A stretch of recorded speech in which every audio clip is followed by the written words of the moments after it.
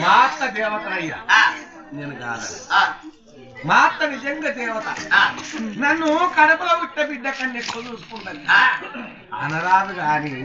నేను అనొద్దు మందికి ఏతువారం నేను అనొద్దు గాని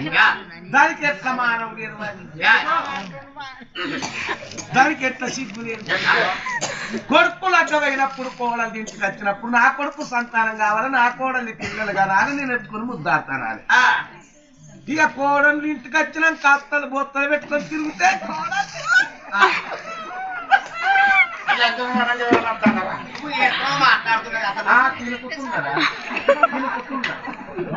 కొట్టి తల పంటగా